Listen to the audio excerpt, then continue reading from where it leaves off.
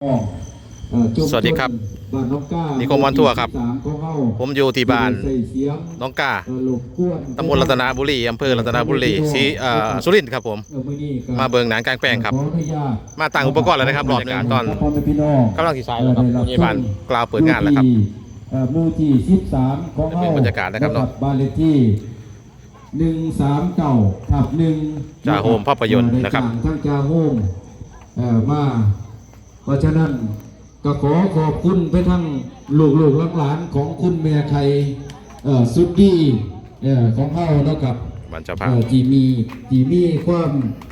กตัญญูเนาะครับที่บ่มีความลืมความดีเจ้าภาพกำลังเปิดงานพอดีเลยครับของคุณแม่ไข่สุดดีของเรานี่เนาะครับในเลี้ยงลูกมาเนาะครับลูกหลานเพราะว่าสิเป็นทางตัวในการสมโชคใจดีนอกกับจาสุธีเบ่าทองคุณสนันใจดีนอกกับกระจาคุณเรื่องวิทย์อุทิยานอกกับลูกหลานหลายท่านกำลังที่สายพอดีแล้วครับบรรยากาศนะครับทรงสการคุณแม่ไข่มือดีนอกกับเห็นหลายมาทุกท่านนอกกับลูกหลานเพิ่นนอกกับมาส่งคุณแม่ไข่ในเวลาสุดท้ายนอกกับมื้อนี้เพิ่นก็มีได้จ้างหนังมาให้เฮาเบิ่งมาให้เฮาสมโพธิมาให้เฮามวลมาให้ความอบอุ่นกับพ่อแม่พี่น้องกับพ่อแม่พี่น้องกับลูกหลานนอกกับมาให้ความอบอุ่นทางใจทางกายนอกกับมื้อนี้ก็ทางเจ้าโฮมเพิ่นก็สิได้มีฉายหนังให้บริการพ่อแม่พี่น้องได้รับชมมื้อนี้เนาะครับเพราะฉะนั้นก็ขอแจ้งให้พ่อแม่พี่น้องทุกท่านให้ดูหนังมื้อนี้ให้มีแต่ความสุขเนาะครับมีแต่ความสุขความมวลเนาะครับรวมทำบุญอีกดวงรับไปแล้วเนาะครับก็มีแต่ความสุขมวล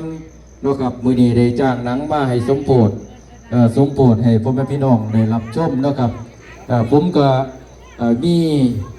คำกล่าวเพียงแค่นี้แล้วกับพี่น้องเดี๋ยวสิขันเวลาพี่น้องนะครับผมในฐานะผู้ใหญ่บ้านหมู่ที่13ก็ขอกล่าวให้พ่อแม่พี่น้องเบิ่งหนังมื้อนี้ให้มีแต่ความสุขกับพี่น้องก็ขอขอบคุณครับ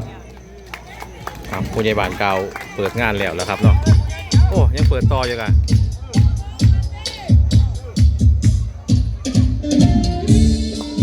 ขอบคุณท่านผู้ใหญ่นะครับ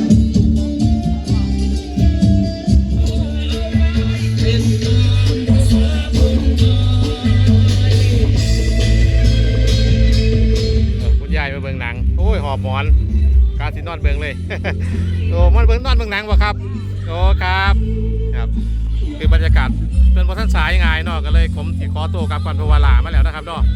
เวลาตอนนี้ก็3 ทุ่มกว่าแล้วนะครับคงต้องอำลาพาจากนะครับที่บ้าน